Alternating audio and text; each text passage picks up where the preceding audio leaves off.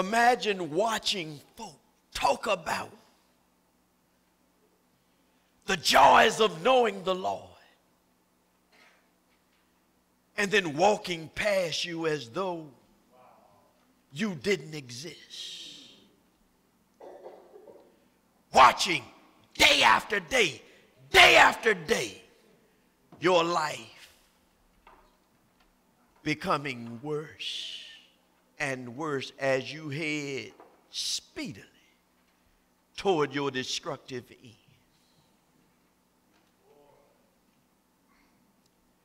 Jesus comes on the scene, and when Jesus looks out at the carnage, when he saw these struggling, hurting folk, the Bible says he was moved with compassion for them. And the reason that Jesus was moved with compassion for them is because they were weary, scattered, like sheep having no shepherd. He saw their condition. Folk who were weary and just tired.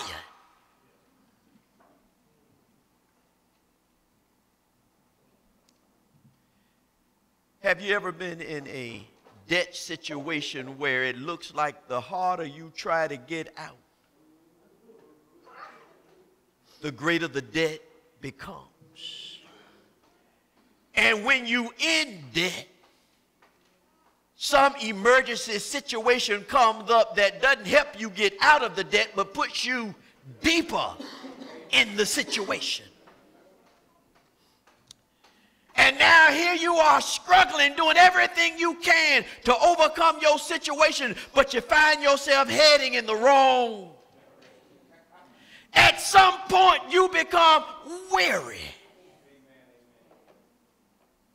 A marriage. You're doing everything you can to make the marriage work. You sacrificing. You're doing everything you can. And yet the harder you try, the worse your marital situation becomes. At some point you become weary. You're on your job.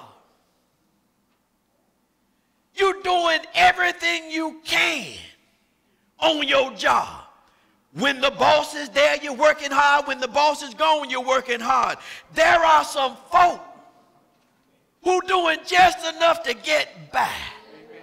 And every time it's time for promotions to come. The person who barely doing enough to get by is the choice to be promoted. Now the folk who don't know the job, didn't want to do the job, now you're supervisor. When enough folk pass you by, you begin to get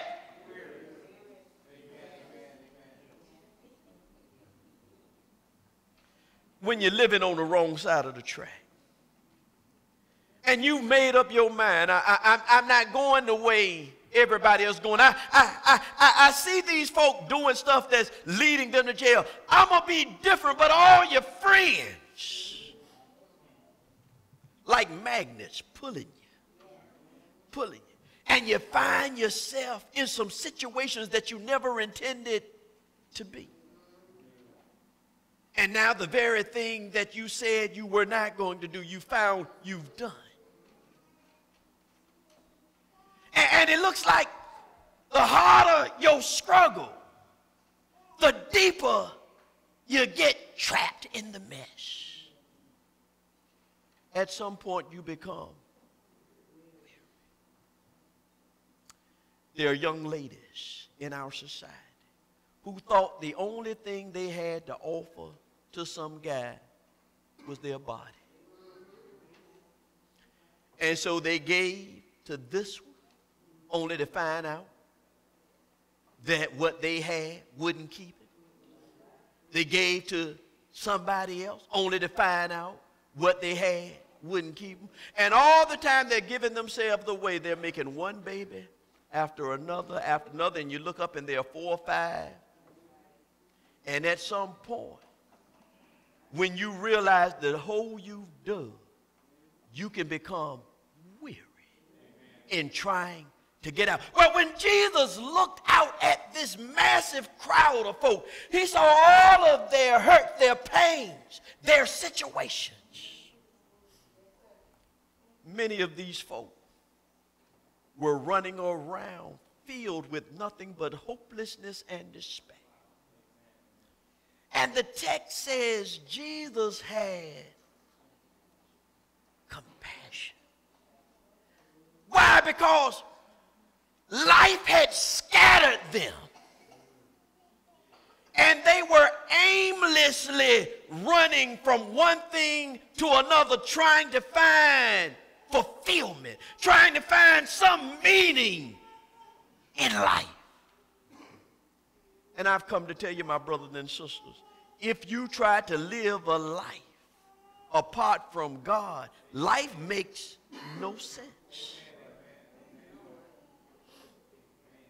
When all you're doing is getting by from day to day, looking to the end, life makes no sense. When all you do is wake up every day, go to a job, go do whatever it is you do, come back home, go to sleep, get up the next day, and the same.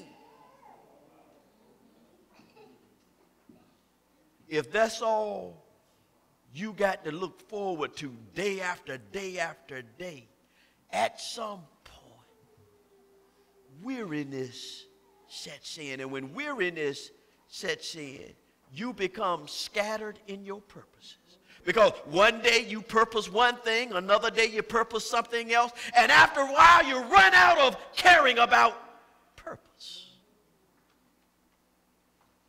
Jesus saw these folk. And he saw that there was no guidance. Nobody who could pull some folk to the side and point them in the direction that they all go. I'm convicted that there are a lot of folk out there who are looking for the right thing, who want to do what's right. The other night, I was home with Brendan, and everybody else had gone to bed, and somehow I had begun to nod. And so I'd nod a little bit and get up a little bit and nod a little bit. And I didn't know that Brendan was still up. And so about midnight, Brendan decided he'd been up long enough. He said, well, Poppy, it's time for us to go to bed now.